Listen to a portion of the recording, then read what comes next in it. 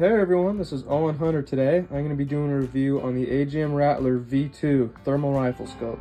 Now this is one I bought about 6 months ago, and this review is going to be completely honest. I'm going to show you all the features, I'm going to show you video recording, everything it has to offer I'm going to show you in this video, and it's going to be completely honest.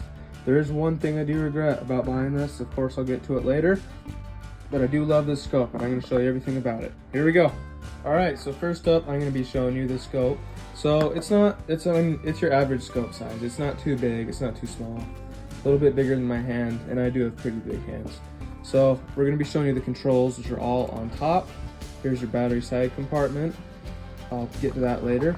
First up, you're going to have your power button. This one right here, you hold it to turn it on, and if you press it once, it'll put it on standby mode, which will keep it on, but it'll turn off the screen, which is through there. And it is like a battery saver mode, and I'll do that when I'm coyote hunting. I'll just do that while I'm driving to the next spot, and I can leave the scope on all night and it only uses about half a battery, and it comes with 2, so that's really great. I love that feature for sure. And then here's your recording button. Press it once to take a picture and hold it down to start recording. I will show you videos I have, of course. I have a cool video of me shooting a coyote, some other videos of deer and some more coyotes. And then this is going to be your settings button. It'll have everything you need, like zeroing, reticles, and adjusting brightness, all that sort of stuff. This is going to be your mode button on the right. That'll change it to like red hot, black hot, white hot, or fusion. And I'll show those on a little video of my brother. It'll flip through all the different modes on it. Here's your zoom button. Now you can press that, zoom all the way into, I believe, 24. And it's variable, or if you hold it, it'll keep your main screen at 0, but it'll have a little window on the top, 5x, and that's what I like. You're going to see that later in a video of me shooting the coyote. And here's going to be your eyepiece. This is one of the things that you need to be careful with. It's fine, it works great of course, but it is easy to accidentally pop it off like that. You can still use it without it, but of course there's going to be a lot of light coming out, and that might give your position up if you're worried about that. So I'm sure you could glue it with super glue or something, you just want to be careful. But I have had it come off a few times, and it kind of sucked to lose that in the middle of a hunt. So be careful with that. Everything else on the top and the controls are great though. So next we're going to be getting into the battery. Okay, so now we're going to get to, this is one of the main differences between the version 1 and the version 2 of the AGM Rattler. I believe the version 1 did not come with rechargeable batteries. You had to plug it into a port like this and just charge it like that. And what I love is it still comes with that option. So if you forget your batteries, well, if you forget your charger or something, you can plug it in like this and charge it. That saved my butt at least once now. It's a cool feature to have. And your batteries are going to be in here. You're going to unlock it, pull it out. Here's the battery I've had in. Just push this little red thing in. It'll push itself out like that. And if you need to put another one in, here's the charger. Take it out, snap it in until it clicks. Shut it. It's a little hard to do with one hand. You're gonna have to push it just like that until it snaps. And then, yeah, you're ready to go. It's super easy. It's gonna have this quick detach mount. Makes it super fast to throw on your gun. If you need to switch guns, you can. And then what I don't like, well, it's not what I don't like, it's just an issue I've had, is these screws that attach the mount to the scope. If you don't Loctite them, they will come loose. I had this on my AR-15 for a bit, and then on a coyote hunt, the scope was super loose that I found out. So it kind of ruined that hunt.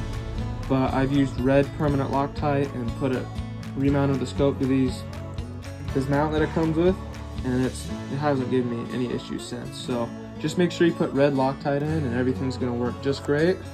And then also, here's your little sensor cover. Lift this button up here and it'll flick up on its own. There's your sensor. And then now I'm going to get into the sensor and of course tell you about this exact model. Okay, so that's pretty much it for the scope itself. So now we're going to move into some videos I've recorded. I'm going to show you the different modes. I'm going to show you some animals, some deer and some coyotes. And there's going to be a video of me shooting a coyote. And then of course that video I talked about where you'll see all the different modes on my brother running through the street. So here we go. Alright, so here's a video of my little brother running down the street. That was recorded with the scope and downloaded through the app. Before I say anything else, I gotta clarify, it was not on a gun, so there's not a weapon pointed at him. It's perfectly safe. And I'm flicking through some of the different modes right now, looking around at the neighborhood and stuff. and you can of course see the video quality and the visual quality of this thermal and see what I was talking about.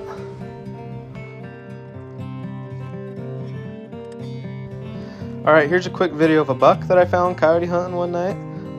You can see his antlers a bit with the thermal, not a whole lot because it's not high definition. Can't tell how many points he has, but you can see he's a buck and then see the scope reset right there. That's why it froze. But yeah, pretty cool. Alright, here's my favorite video. There's two coyotes. See the one on top and the closer one's at about 200 yards. I did shoot it and I should have hit it the first time, but the scope 0 was off because of me. I ended up hitting it the second time on the run. But that's what a coyote looks like at 200 with this scope. Still pretty good. And here's a quick picture of that coyote, and as you can see, the AGM Rattler is on that gun. So I did use it, and I do still enjoy it a lot. Okay, so here's another longer video I have of some deer, and this is just more to show the quality of the thermal. As you can see, there's some does there. With one of them had a fawn, and you can see me scanning around. You can see sagebrush, the aspen trees that were just there a minute ago. There is that dot. It could be a rock. I'm not sure what it is. Rocks do hold heat very well. But that's what I'm talking about when I say, like, it would be nicer to have a higher definition thermal so I could tell what that was. But again, it also didn't really matter at that time because I wasn't going to shoot it anyways. But yeah, it's just cool to be able to see deer as well too. Like, that's a fawn right there. There's a doe. They stick out so dang well. I like the white hot, and those ones are in sagebrush. They're not hiding, but they're still so dang easy to find with this thermal. Like, you can find them, you just might not be able to tell exactly what they are. Okay, that's going to be it for this review and this video. I do love the AGM Rattler, and I do recommend it. Again, I recommend getting at least a 320, but the 256 still works, and it's still awesome. I'm still going to use it, and if you want more details, there'll be all the information in the description, so go check it out. AGM's great.